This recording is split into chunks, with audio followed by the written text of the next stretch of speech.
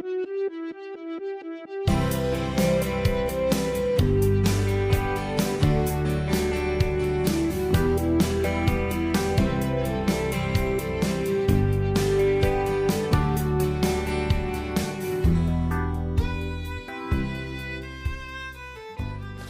guys, welcome to my channel. I am Anupama from Mumbai. I am excited to bring you a video on one of my favorite orchids, the Aerangis biloba. In this video, I am covering its growth and bloom cycle along with the care I provide to ensure its successful blooming. The Aerangis biloba ticks all the right boxes for an orchid hobbyist. It is compact, has a lovely foliage, bears beautiful white blooms, is hardy, and needs very little care. At least this has been my experience. I bought the orchid in July 2021 as a mid-sized plant. I mounted it on cork bark and it loved its new home. It produced new roots that hugged the cork, and 11 months later, voila, it gave me blooms. I was super thrilled at my success. Of course, it has to do with the tropical climate of Mumbai too, which is warm and humid throughout the year, and is therefore ideally suited for these warm growing type of orchids. However, I have seen people growing these under controlled conditions in their indoor setups, even in diverse climatic conditions, and they grow them pretty well. The Aerangis biloba is hard to come by as it is relatively expensive. So if you come across it, it's worth making it a part of your collection. Just provide the right conditions for it to grow and bloom, and it will make you very happy. A little about its native habitat. The Aerangis biloba originates from the western and central parts of Africa. It thrives in warm and humid conditions. It grows well in dapple light and does not like being exposed to bright sunlight. The orchid thrives in 80% humidity but is hardy enough to withstand occasional drying up. Say like when you are on a holiday for a week, at least this has been my experience. It becomes a little dehydrated but bounces right back when it gets hydrated. Being epiphytic, it prefers being mounted on bark but can grow equally well when potted. The Aerangis biloba is a compact and slow growing orchid, so it fits right in if you have a small grow space like mine. It is monopodial, meaning it grows like the Phalaenopsis or Vanda orchids on a single stem or axis. The leaves are elongated, dark green in color, and have an interesting mix of reticulate and parallel veining, which makes them very attractive. They also have dark spots, which are naturally produced in response to the amount of light it receives. So don't get worried if the leaves develop them. The leaves are elongated and end in an attractive two-lobed tip, a characteristic from which the biloba gets its name.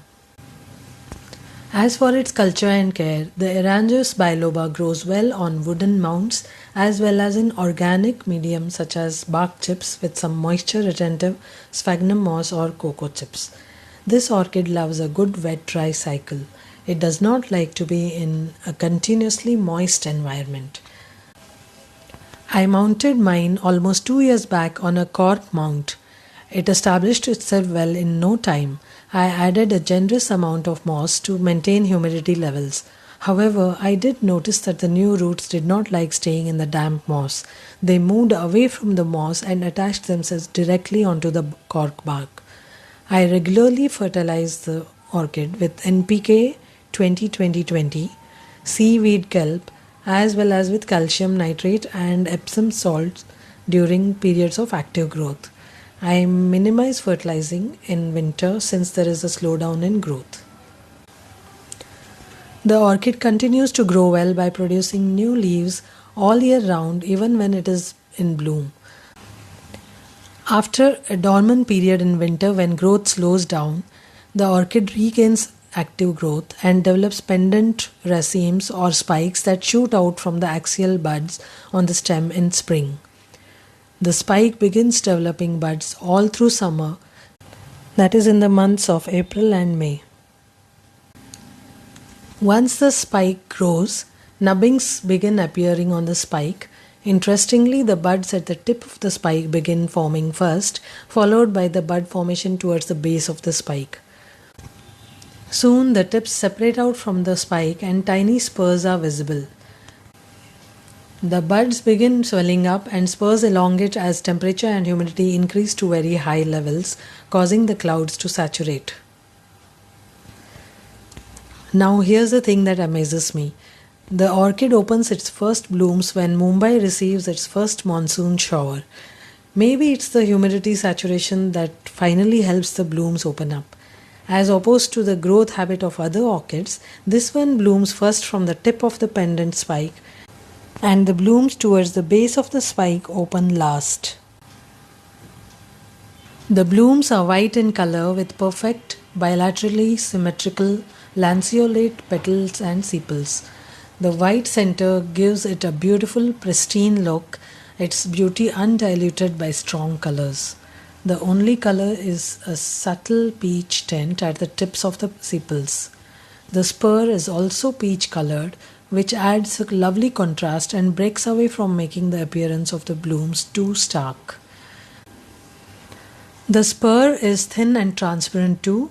If you look closely, you can see the level of nectar in it, which is an ample reward for a moth or butterfly with a long proboscis that comes along to suck the nectar and in the process pollinates the flower. A word of caution. The petals are thin and delicate, so avoid wetting them or exposing them to rain as they do not dry out fast during the monsoons. The blooms, on being wet, are prone to developing botrytis, a fungal or bacterial rot that appears as wet and dark patches on the petals and sepals. The flowers typically last for around 10 days or 15 days. Last year I had around 5 blooms.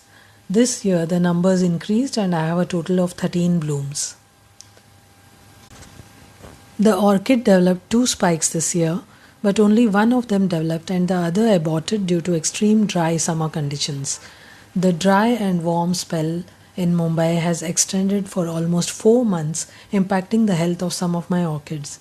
On hindsight, I realized I couldn't keep up with the humidity requirement of the Aerangis biloba.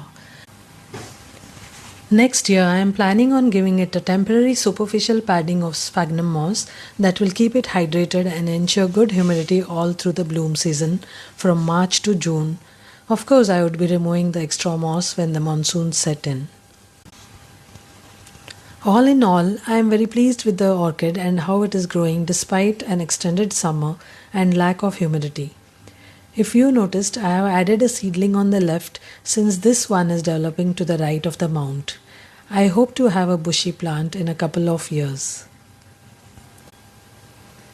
I recommend this orchid for your collection as it is hardy and fuss-free. The blooms are delicate and beautiful. If you grow it on a mount, the show will indeed be very beautiful. The bloom display will make you feel like you have brought a slice of nature right into your living room. And to top it, the orchid has a lovely floral fragrance like that of jasmine at dawn and dusk. However, there is no fragrance during the day or at night. I have observed some browning in the blooms, and some of the blooms have been chewed up. It looks like thrip damage. Some of my other orchids have also been affected. I will spray some organic insecticides such as neem oil with a dishwash liquid to take care of the issue. If the issue is not resolved, then I might try out a suitable pesticide, though I try to avoid their use as much as possible. The issue with using broad spectrum chemical pesticides and insecticides is that they encourage the growth of other predator insects that will outgrow and dominate and attack the plants. So in the long run, this is a very harmful practice, and therefore I avoid using chemicals as far as possible to get rid of insects. That said, thank you so much for being here. Please subscribe to the channel for regular updates on orchid care. You can also visit my blog if you are looking for information on orchid care. I'll leave a link in the description below. Please leave a comment if you have any queries regarding this orchid. I will get back to you on it. Until my next happy growing.